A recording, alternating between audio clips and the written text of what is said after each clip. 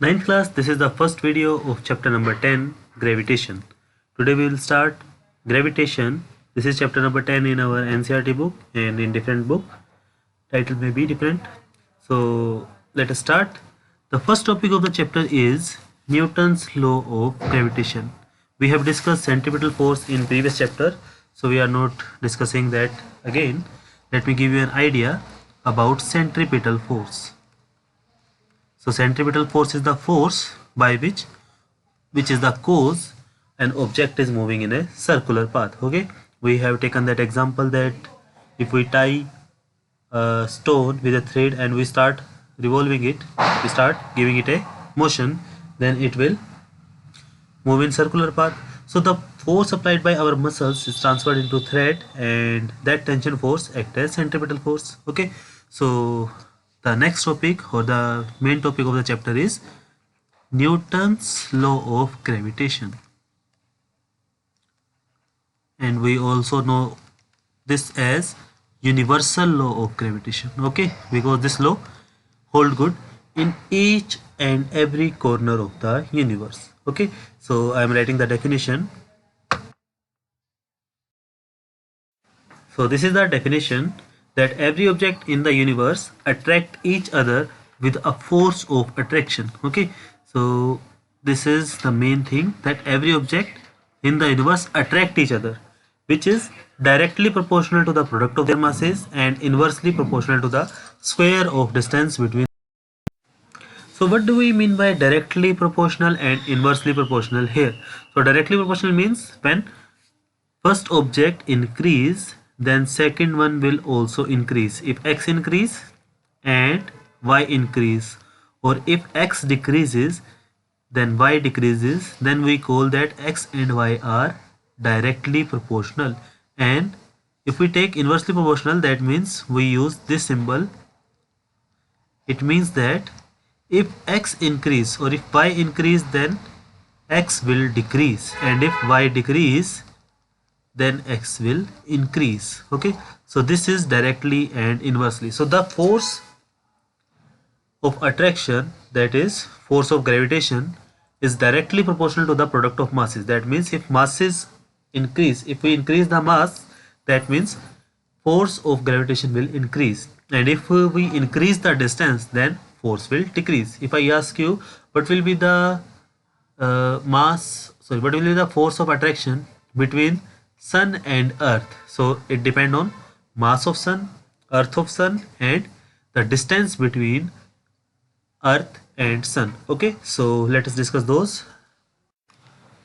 So these are the two objects. Let us say we have two objects, one having mass m1 and second one having mass m2. Okay, just,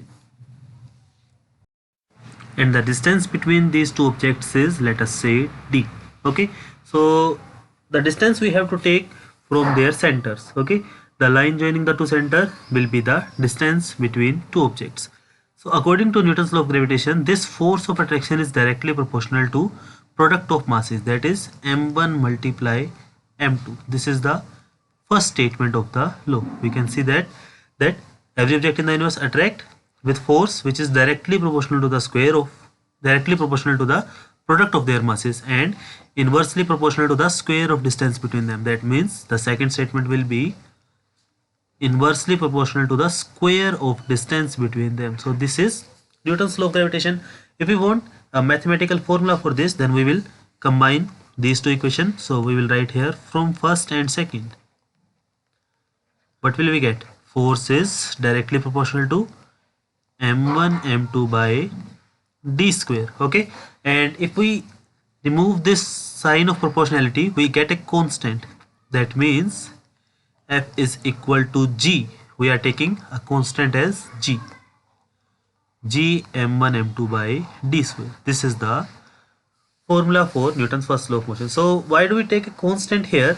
So you might have studied it in 8th class. There is a chapter in mathematics, that direct and inverse proportion, in which, let us say, I say x is equals to 5y. Okay, and let us say x is equal to 4y. I am taking these two equations and I am making a table for these. This is also in 9th class mathematics chapter number 4, linear equation in two variables. So I am writing here x, here y. This is for first equation, x is equals to 5y, and second one is for second equation. If I put value of y as 1, x will become 5, y 2, 10, and 3, 15. Similarly, if I put y here 1, then x is 4. If y 2, then x is 8, and then if y 3, then x is 12. So in both equations we can see, as we increase y, x is also increasing. So I can say for this equation, x is directly proportional to y with a constant 5, and x is directly proportional to y with a constant 4. So in different equation we have different constants.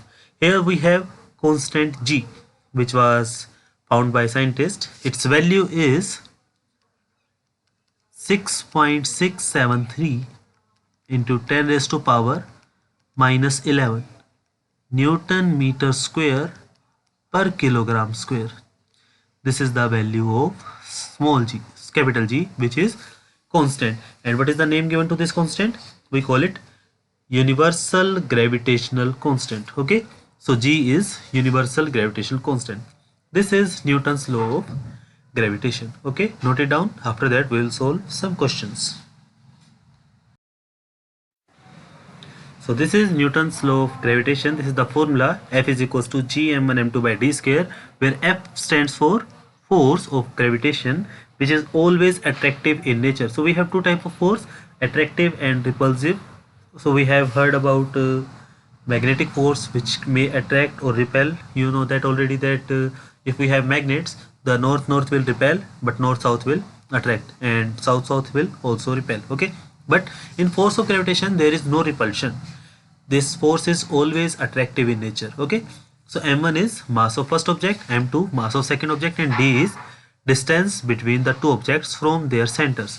If I want to find the value of g, okay, if I want to derive a formula for g, we know that it's a constant, but how we can find this value? So after transposing we will get, this will go to that side, f d square divided by m1 m2. So during experimental setup we need to take care of this. We can calculate force, we can fix the distance m1 m2 also, and that's how we can find the value of capital G in labs. Okay, so this is our Newton's law of gravitation. So how we come to know the unit of G? So SI unit of G will be unit of force Newton, unit of d square, that is distance square, meter square, divided by m1 m2, kilogram into kilogram, that is kilogram square. So this is the unit. Okay, if I ask you what will be the CGS unit, okay, this is SI unit. SI unit is Newton meter square per kilogram square. Okay, and what will be the CGS unit? Means centimeter, gram, and second unit. So for that we take Newton. Instead of Newton we use dyne. Instead of centimeter we use centimeter, and instead of kilogram we use gram. Okay, so dyne centimeter square per gram square, that will be the CGS unit of capital G.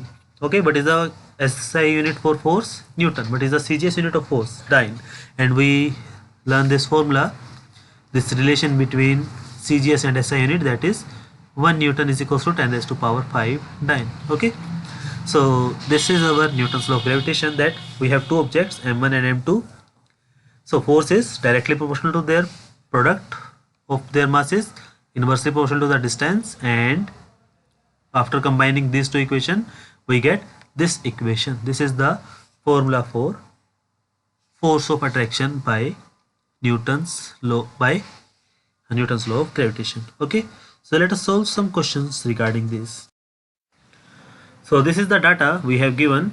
Mass of sun is 2 into 10 raised to power 30 kilogram. Mass of earth is 6 into 10 raised to power 24 kilogram.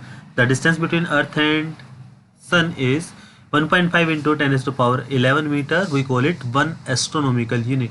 Okay, and the value of G we can take it as 6.7 into 10 raised to power minus 11 Newton meter square per kilogram square. We have to find force of gravitation between sun and earth.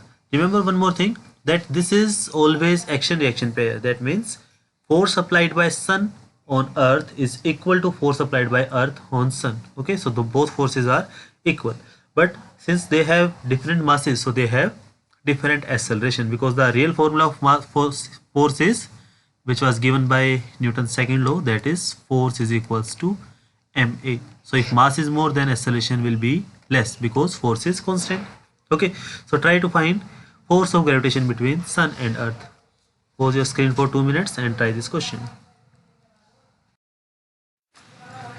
So how to solve this question? First thing first, we'll apply the formula. The formula is F is equal to G m1 m2 by d square. Second step, we'll put the values. What is the value of G? 6.7 into 10 raised to power minus 11 into m1. We can take mass of sun as m1. You can take mass of earth also, because these are in product. We will get the same answer.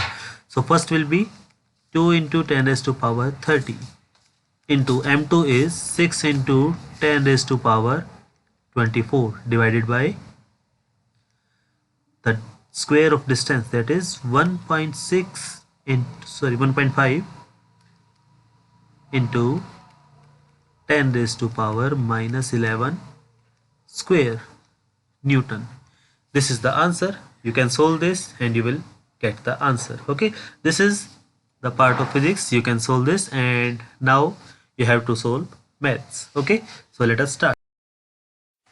6.7 into 2 into 6 into 10 raised to power minus 11 plus 30 plus 24 divided by 1.5 into 1.5 into 10 raised to power minus 11 10 raised to power minus 11. This is square, so we'll write it 2 times. Okay, and let's start solving. This is 6 into 2, 12. 6.7 into 12, I can write this as 15 into 15. 2 tens will be go upward, and downside we have 10 raised to power minus 22.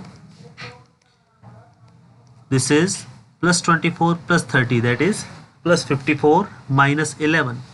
So just a minute, there is plus 11, so it will be plus 22. So 54 minus 11, that is 10 raised to power 43.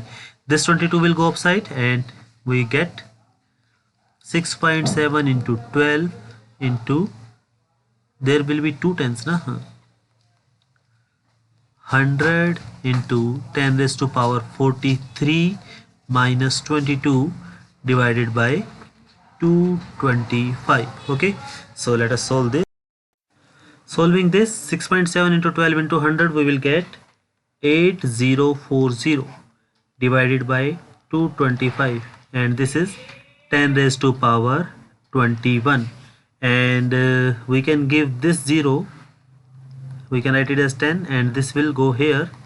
So our answer will be, what is the answer if we divide 804 by 225?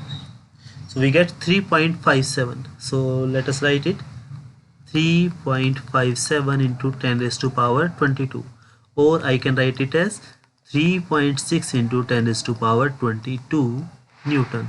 Okay, so for this calculation we need to know the rules of exponent. Okay, you might have learned those in chapter exponent and power in 8th class, and same rules are in 9th class also, chapter 1. Okay, so this is how you can solve these questions. So try these questions and we'll discuss this chapter in next video.